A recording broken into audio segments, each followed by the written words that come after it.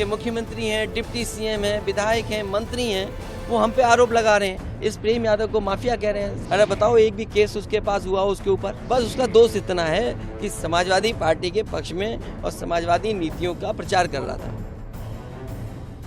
देवरिया हत्याकांड पर सियासत इस समय गरमाई हुई है। आरोप प्रत्यारोपों का दौर भी शुरू हो चुका है। इसी कड़ी में सपा अध्यक्ष और उत्तर प्रदेश के पूर्व सीएम अखिलेश यादव सोमवार को देवरिया पहुंचे। इस दौरान वे घटनास्थल पर भी गए और उन्होंने प्रेम यादव के परिवार से मुलाकात भी की। पीड़ित परिवार से मुलाकात करने के बाद अखिलेश ने मीडिया से बात की और बीजेपी और सीएम योगी पर निशाना साधा। अखिलेश यादव प्रेम यादव को गुंडा माफिया कहने पर भड़क भी उठे। उन्होंने सीएम योगी पर निशाना साधते हुए कहा कि आप जिसे गुंडा माफिया कह रहे हैं उसके खिलाफ एक भी केस हो तो बताएं। और क्या कुछ कहा, सुनिए। जो जीरो टॉलरेंस की बात करते थे, उन्हें कई अधिकारियों को सस्पेंड करना पड़ा, और अगर अधिकारियों को सस्पेंड किया तो इसका मतलब ये है कि सरकार ये स्वीकार कर रही है कि अधिकारियों की नाकामी रही है, जिसके कारण इतनी बड़ी घटना हो गई। और फिर पारिवारिक चीज़ों में हम क्यों उलझें कि एक भाई ने ज़मीन बेच दी, वो भाई ज़मीन देने को तैयार है, तो ये ज़मीन का विवाद तो अलग बात है, लेकिन आखिरकार पीछे कौन है? और फिर सरकार आखिरकार क्यों इसका राजनीतिक लाभ लेना चाहती है? सरकार क्यों राजनीतिक लाभ उठाना चाहती है? जीरो टॉलरेंस की बात जो करते हैं, उन्हें कम से कम पूरा का पूरे दोनों परिवारों को न्याय दें।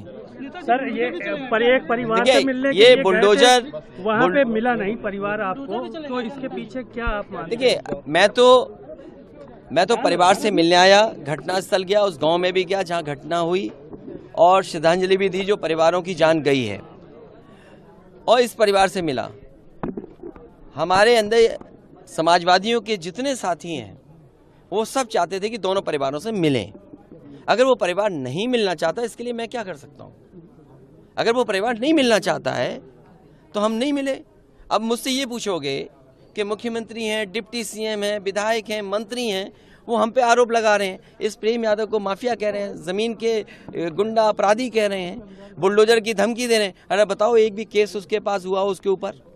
कोई प्रधान बनता है, जिला पंचायत सदस्य बनता है, समाज में अच्छा काम करता है, समाजवादी, बस उसका दोष इतना है कि समाजवादी पार्टी के पक्ष में और समाजवादी नीतियों का प्रचार कर रहा था।